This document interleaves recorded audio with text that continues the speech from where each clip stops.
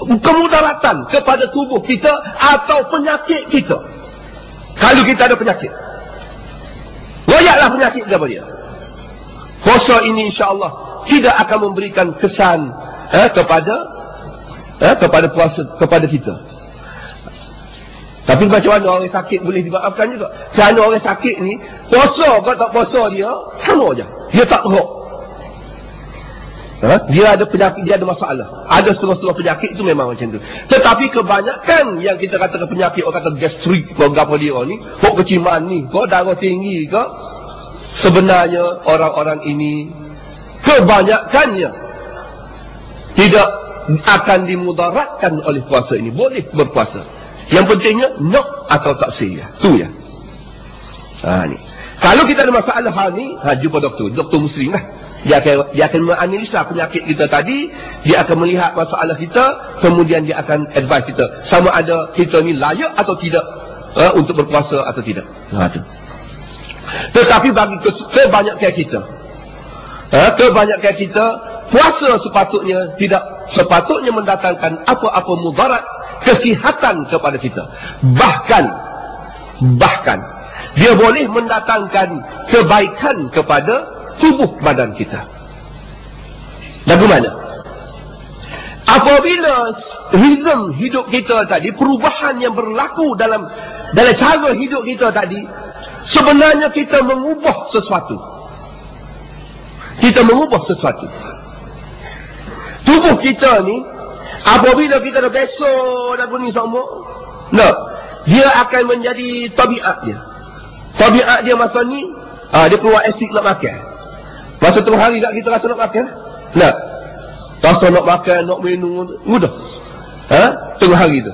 Tetapi apabila kita berpuasa, kita tukar ritme ini, maka rasa lapar, rasa dahaga ni tak ada dah masa tengah hari tu. Tak ada rasa nak makan dah. Dia rasa nak makannya bila kita nak berbuka tadi. Nak berbuka tu Allah. Semua nak makan, sedap lah kau dah. Tak ada lah nikmat yang kita rasa yang paling nikmatnya bila kecuali kita masa kita nak berbuka tadi. Nak berbuka tu nikmat, farhatan yang Tuhan janjikan kepada kita orang berpuasa ni dua. Waktu berbuka dan waktu bertemu dengan Allah Subhanahu Wa Taala. Masa berbuka tu pun kita rasa nikmat yang besar dan tiap-tiap hari kita berpuasa ini. Nikmat, rasa sedap. Rasa nak minum, rasa nak makan, rasa sedap lah kau. Walaupun tak ada makan, tak ada lauk sedap pun sedap hari tu berbuka tadi. Perlu dengan benda manis sikit, dengan air sikit, sedap. Jadi, apabila kita mengubah cara hidup kita ni, kita kejutkan sistem tubuh kita. Kita kejutkan. Kalau kita ginilah, kalau kita ada paip air rumah kita tu kan ada, air mengalir kat ni, ada kelodok banyak. Kelodok banyak tak? Filter kita tu ada kelodok banyak. Kita tukar air, sistem tu tukar air, dia balik kat ni. Kelodok-kelodok ni habis buat. Dan filter kita ni akan bersih semula. Orang ada paip kat rumah tu, ada filter tu, bila air biasa ni dia kelodok banyak. Bila kita tukar air ni balik sikit, kelodok-kelodok ni akan keluar dan filter ni akan bersih balik. Inilah perumpamaan dia. Bermakna tubuh kita ini, apabila kita rehatkan pada satu masa sebulan ini, kita rehatkan sekejap di waktu siangnya, maka seakan-akan kita ubah sistem ini untuk merehatkan organ-organ atau tempat-tempat maedah usus kita dan juga saraf kita dan pemikiran kita. Kita rehatkan mereka sekejap dalam masa sebulan ini, kita ubah, kita reversekan sekejap, maka dia akan memperolehi kekuatan, dia boleh membersihkan, dia boleh menyihatkan, dia boleh membaiki diri dia, menjadi lebih kuat dan lebih segar lagi apabila kita kembali selepas ini kepada bulan-bulan yang tidak berpuasa. Ini yang berlaku. Ini yang penting sekali.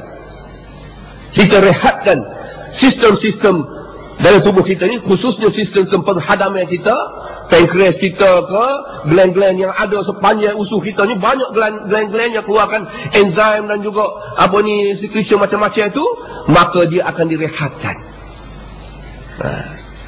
Jadi ini akan memberikan kekuatan. Kalau kita duduk kerja semua, tak rehat langsung, ini masalah. Dia kena ada masa-masa direhatkan sekejap. Dan ini akan memberikan kekuatan kepada kita.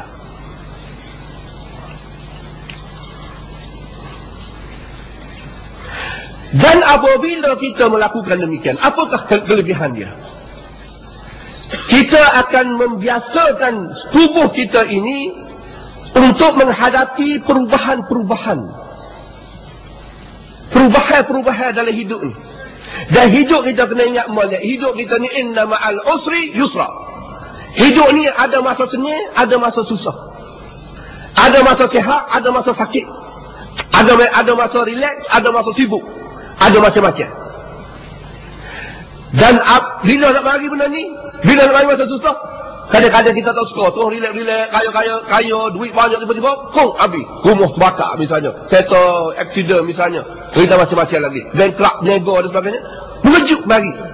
Dan apabila mari dalam keadaan mengejut ini, dan kalau kita tidak biasa dikejutkan, kalau kita tidak biasa bersabar dalam keadaan dikejutkan, maka mungkin ini akan test kita teruk sikit lah. Dan setengah-setengah orang yang tak biasa menghadapi kesusahan-kesusahan ini, maka dia akan bermacam-macam penyakit lah. Dan ada siapa bunuh diri dan sebagainya. Tetapi bagi seorang Muslim, apabila dia dilatih untuk berpuasa ini, maka dia melatih sistem tubuh dia secara fizikal, secara mental dan spiritual dia, supaya berdepan dengan keadaan-keadaan yang tidak biasa. Keadaan yang tidak biasa, dan dia sudah boleh membiasakan diri dia untuk berdepan dengan keadaan yang susah, payah, lapar, dahaga dan sebagainya. Ini memberikan kekuatan bagi dia. Atau dengan kata lainnya, boleh melatih seseorang itu boleh bersabar, boleh bertahan apabila mari kesusahan dan kepayahan.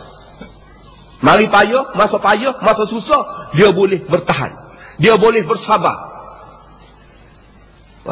Ini latihan yang mana sebenarnya kita banyak merasai dalam bulan Ramadan ini. Kita boleh bertahan, kita boleh bersabar, kita lapar, kita dahaga, kita nak ke bini kita boleh bertahan.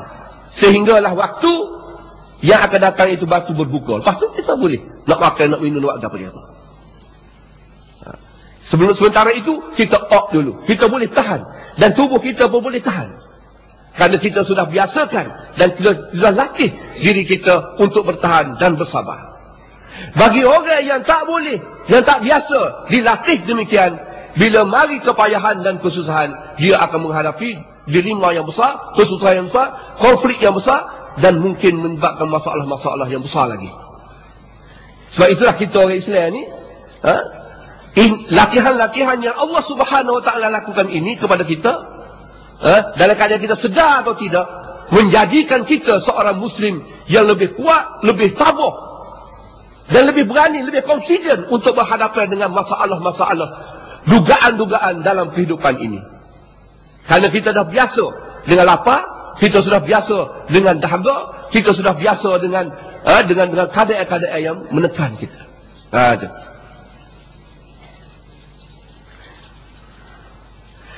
Sebenarnya, akhirnya, benda yang mendatangkan sabar ni, sabar-sabar sebenarnya, benda dalam.